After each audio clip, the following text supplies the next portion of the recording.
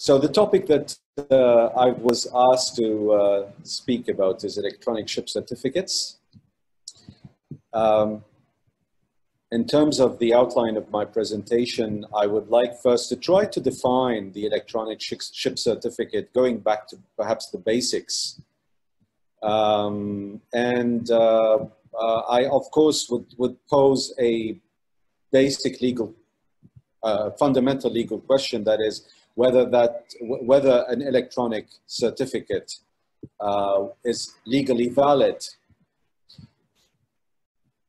Following which, I will try to address the actions taken at the IMO level, at member states level, and at the industry level, and perhaps end with some issues of an overarching nature that could drive a bit the discussion that will follow in this session. So let me try first to give a very basic definition, as I said, of the terms that we're using. To begin with, what is a certificate? I think we all know what certificates mean.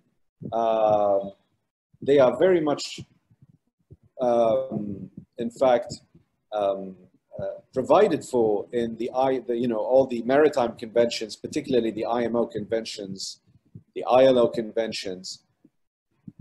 And those definitions, of course, are of a hard law nature. They provide the positive law when it comes to what these certificates that the ship has to carry have to meet. But obviously, as a basic concept, a certificate is basically a statement in writing by a person having a public or official status concerning some matter within his or knowledge or authority. And this is taken from a legal dictionary. If we move to another definition, which is provided by the crucial soft law document emanating from the IMO, a document that is dated 20th of April 2016, and it's really a circular of the IMO Facilitation Committee, hence the reference at the bottom of the slide. So these are the guidelines for the use of electronic certificates. A certificate there is defined somehow similarly to the definition that we just saw from the legal dictionary. But obviously it has a more maritime focus. A certificate means a document issued by an administration or its representatives. Think about the recognized organizations here in terms of representatives. Often the administration will not be acting by itself, but will be delegating its statutory duties and often the issuance of certificates to classification societies. So that's the rationale behind the term representatives. So, as I said, it's a document issued by an administration or its representatives, is used to show compliance with IMO requirements and used to describe operating conditions, crewing requirements, and ship equipment carriage requirements.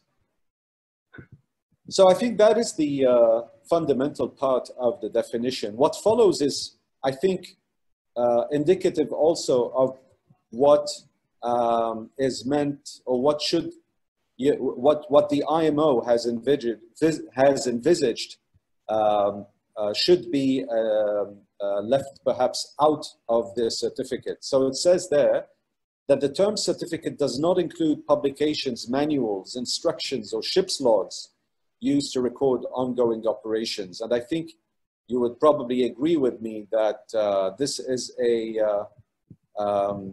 fair and kind of defendable approach to the definition. because we really want to have electronic certificates somehow restricted to what is, as per the definitions that I have read out to you, a document that emanates from a state official or an official representative of that state. And when it comes to these ship logs, when it comes to, you know, all the record books that are kept and logged into by the shipped crews, those are not in the nature of documents that will be untouched by others. We really want to ensure that the certificate is that document that preserves somehow its content, its nature throughout the operations of the life of the vessel. And the same applies to publications, manuals, which are not really ship-specific documents as such. They are general books and compendia, which may, of course, provide a copy of the official rules and regulations, but they are not in the nature of being certifications of matters belonging to the ship. So I think so far there's nothing really controversial, but it is somehow interesting to see these things laid down in an official IMO document. Of course, as I said, it's a soft law document, but still it provides quite a bit of clarity. The next definition, and this is really the last of my definitions, is contained in the same IMO soft law instrument, the guidelines for the use of electronic certificates. And that is the definition of the electronic certificate. So that is really the, I guess, the hero of the day, if you wish, or the hero of my presentation. It's a succinct definition. Electronic certificate means a certificate issued in an electronic format.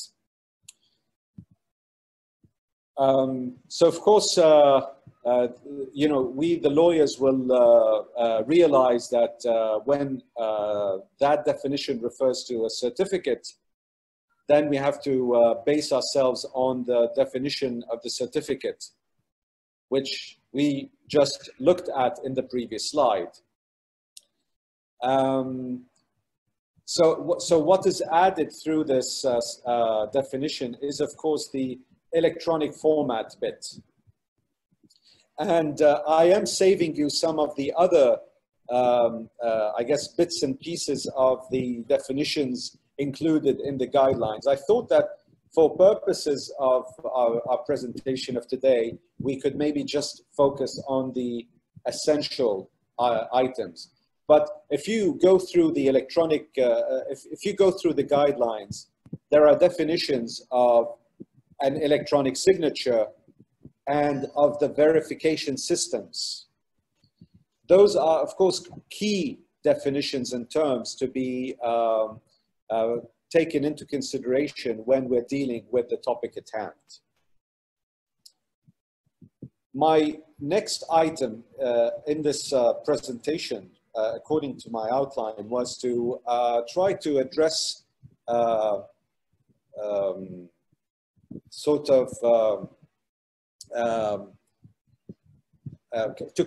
confront the broad issue of the validity of these electronic certificates. And for that, I first refer to the guidelines, the same guidelines. We can read through the guidelines at paragraph 411 that administrations that use electronic certificates should ensure that these certificates have the following features: validity and consistency with the format and content required by the relevant international convention or instrument as applicable. The paragraph that I am quoting on the slide continues to deal with the requirements of electronic signature and verification, which, as I said earlier, I'm trying to sort of leave out of this presentation, perhaps in order also to kind of limit the technicalities of my talk. Of course, there has to be some system of quality control, and that's why the guidelines require certain standards when it comes to the electronic signature and the verification systems related to these electronic certificates. What I'm trying to focus on in this slide, after the colon, is to really illustrate the interesting point that perhaps the IMO is trying there to say to us that electronic certificates for vessels can be used, but the maritime administrations should ensure that the certificates that they come up with, they are actually in line with the requirements of the international conventions. So what are these international conventions? After all, the various IMO conventions provide for those certificates. To name just a few: SOLAS, MARPOL, load lines, tonnage convention, all the liability and compensation convention, CLC, CLC, HNS convention, and what have you. So all these instruments have their own requirements, as I stated at the beginning of this presentation. So the Imo Soft Law Document that we are looking at, again, says the obvious, but it's not really that obvious, because it says that the whatever electronic certificates will be developed, and there is a clear encouragement to develop these electronic certificates to replace basically paper certificates. Okay, so these electronic certificates should necessarily be valid and consistent in terms of the conventions as they are written, and remember that these conventions were written at a time when people only thought of paper documents, a bit similar to what the previous speaker was referring to in terms of bills of lading. So there is kind of a challenge to actually visualize or envisage how electronic certificates will be in fact created in a way to qualify as per this, again, soft law requirement. But it is, of course, an obvious requirement for the IMO to remind us of. So apart from this point, which I hope we can generate some questions later on, I'd like to also focus on another part of the same guidelines. Of course, there is the guidelines that we're talking of open the door for the replacement of paper certificates, ship certificates, with electronic equivalents. They do something more than just that. They actually, as I said earlier, they encourage this transition, but they do it in such a polite and cordial way that you may be left wondering whether it will serve any purpose ultimately. So what it says there in paragraph 7 on this slide is that all stakeholders, and that is not really defined anywhere in the guidelines that we're looking at, should accept electronic certificates containing the features identified in section 4. And the features, as I said, there is a couple of requirements to ensure quality control and integrity of the system of electronic certificates. These electronic certificates should be verified when necessary, following the instructions available on board the ship. And I already sort of referred to the verification systems provided for in these guidelines. Interestingly, it continues, furthermore, port state control officers, and this is really where the matter will often lead to its biggest test. It's when the ship is inspected by foreign authorities in the ports of a foreign nation. So port state control officers, in accepting electronic certificates, should follow the procedures for port state control as per a resolution of 2011. So there's a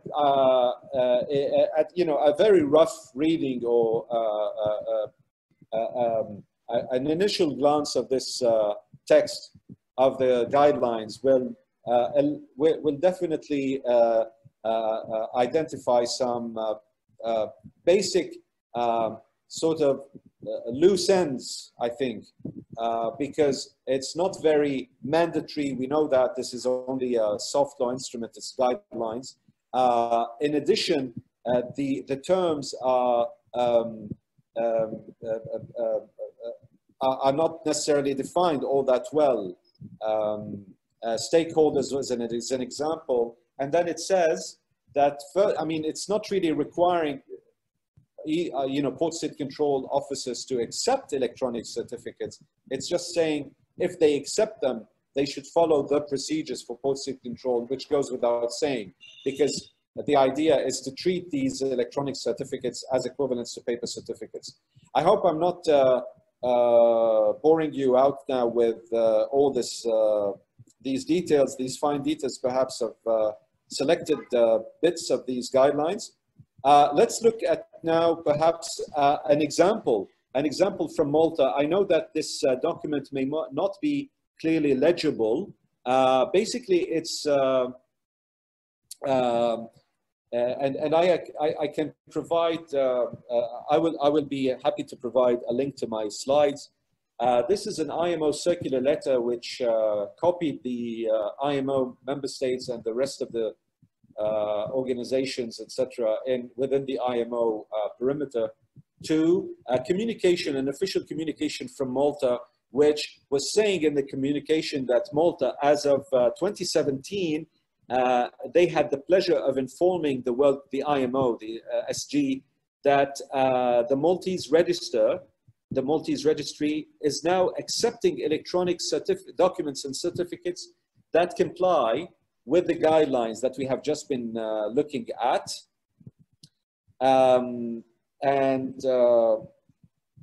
So this is very significant as an indication by the Maltese administration. In addition to that, it is saying that it is to be noted that statutory certificates issued by ROs on behalf of the Malta Flag Administration may either be presented in electronic format or in an original paper format. So what this communication is saying is that, for one, the flag state, that is Malta, is transitioning to electronic certificates for ships under its flag. But in addition, the Maltese registry seems to be accepting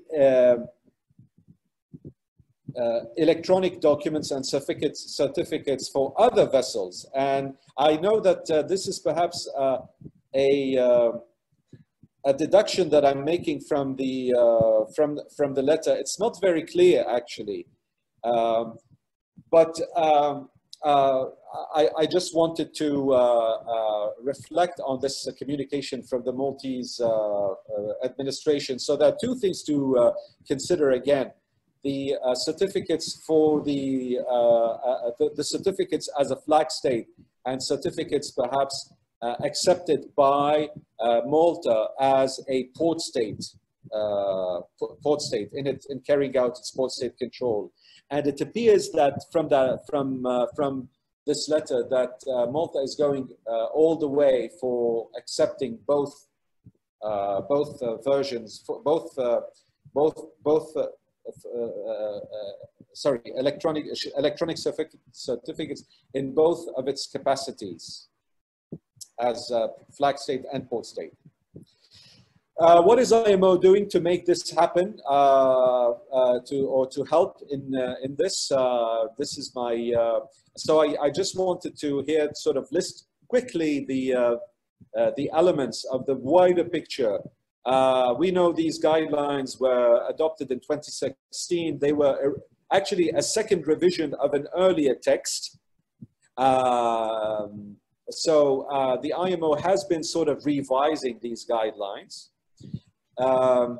Very interestingly, earlier this year, just before the outbreak of the COVID-19 pandemic, at a subcommittee of the IMO, a draft amendment to the STCW convention was developed for amending the STCW convention in order to recognize the validity of ship certificates in an electronic format.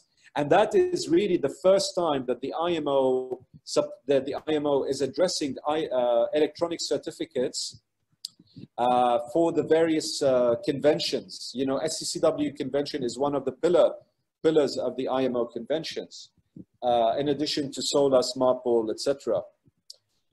So we could see there a beginning of the integration of of electronic certificates for across the board of IMO documents. But that amendment obviously has been stalled due to the pandemic. I think that the IMO is now resuming its meeting, so we can expect that this convention amendment, or this amendment to the STCW convention, will be tabled and perhaps adopted later on. I'd like to say that really the electronic certificates has now, or is part of a wider transformation at the IMO in terms of the maritime single window, which is really led by the facilitation committee of the IMO. I don't really have much time, I think, to talk about that.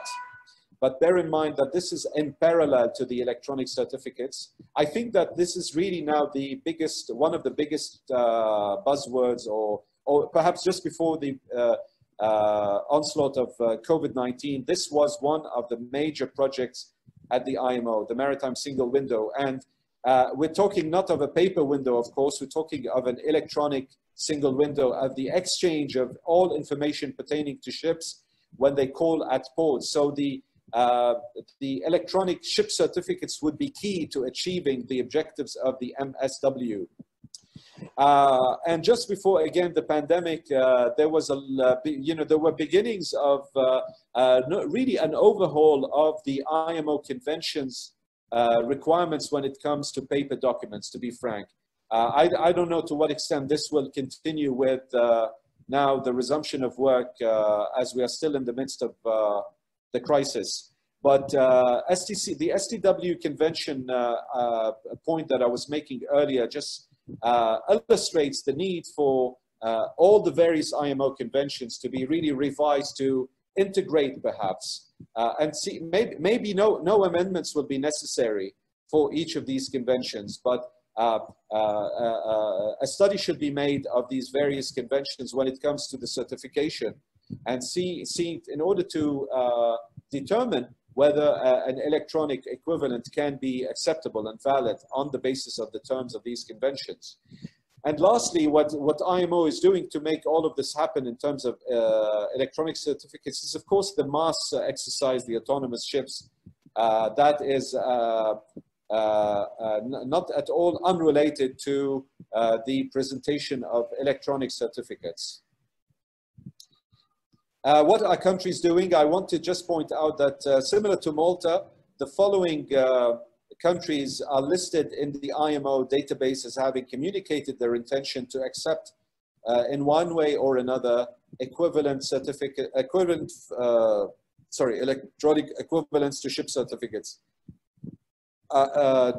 including France, Germany, and UK. And interestingly, I did not see yet in the legislation of these countries anything on the books that to allow this. So it seems to be so far an operational, a procedural permission allowed by these countries. So perhaps I think we should look out for legislation in the future to reflect this transformation from paper to electronic at the national level. What is the industry doing? I think I'd like to say that several businesses have caught onto this new opportunity of developing software to merge into the requirements of the new ways of doing maritime business. I will not name perhaps certain providers. I may just, ultimately I will name one because I have a video just coming up to from one of the providers. But interestingly, usually this is a competitive market. Software companies are going after now maritime administrations to offer to them these services of transforming or converting their ability to deliver certificates online. And we will look in a moment at an example. So perhaps let's look at that. It's a video from Bureau Veritas. So as I said earlier,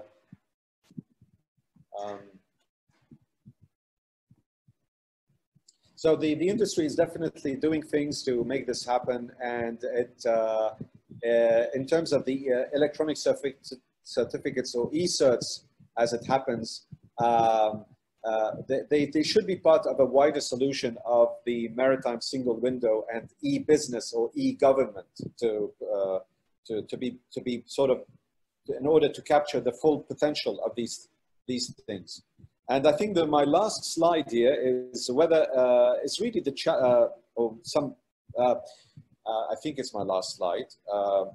Whether the big question is, will these electronic certificates be accepted? I think maybe for time, because of the time constraints, I may not go very far with this question. I think we can maybe discuss it later on. The COVID-19 pandemic has given a strong impetus to digitalization. And I think the topic that we are considering, like the e-bills of lading, and we heard, 3 new solutions have been put forward, is definitely going now to be one of the shakers and movers of the coming era. And that's it for me for today.